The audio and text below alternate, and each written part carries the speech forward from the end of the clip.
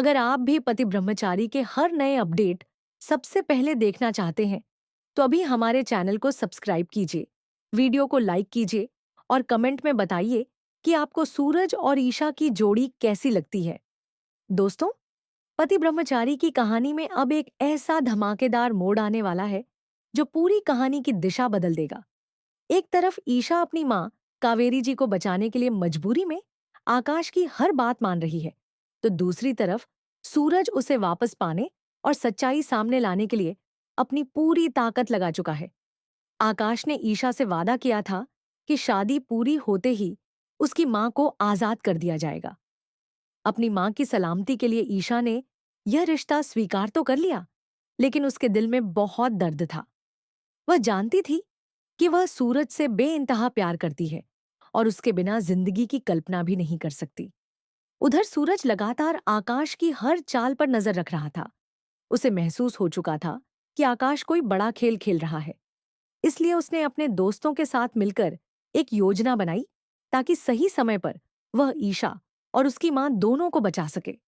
शादी का दिन आ गया। पूरा मंडप सज चुका था।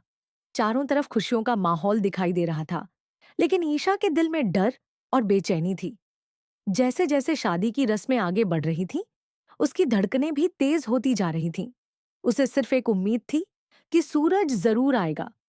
इसी बीच आकाश ईशा को एक अलग जगह पर ले जाता है। वहां कुछ गुंडे एक महिला को पकड़े खड़े होते हैं, जिसका चेहरा पूरी तरह ढका हुआ था।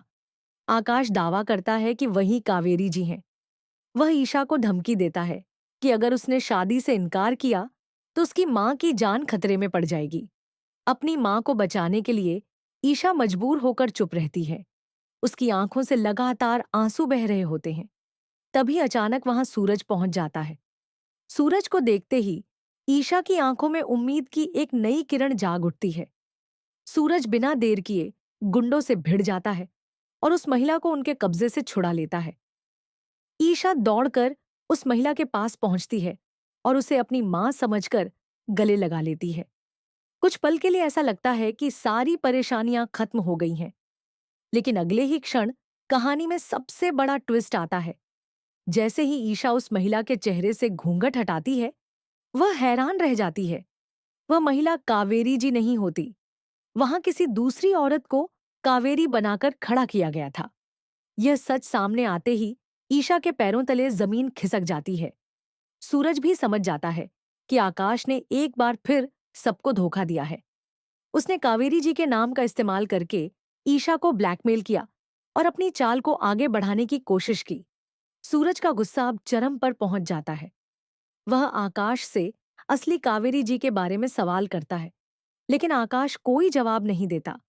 उसकी खामोशी और मुस्कान यह साबित कर देती है कि अभी कई बड़े राज्य सामने आना बाकी हैं।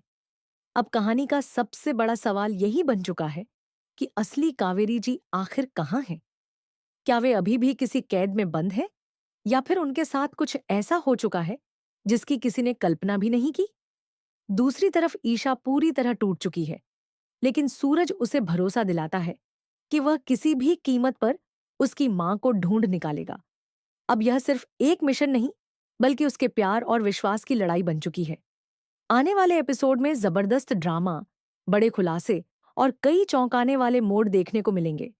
क्या सूरज असली कावेरी जी तक पहुंच पाएगा? क्या आकाश का झूठ सबके सामने आएगा? और क्या ईशा और सूरज आखिरकार एक हो पाएंगे? इन सभी सवालों के जवाब आने वाले एपिसोड में मिलेंगे। इसलिए जुड़े रहिए और कमेंट में जरूर बताइए कि आपको क्या लगता है। क्या कावेरी जी जिंदा है या आकाश अभी भी कोई नया खेल खेल रहा है?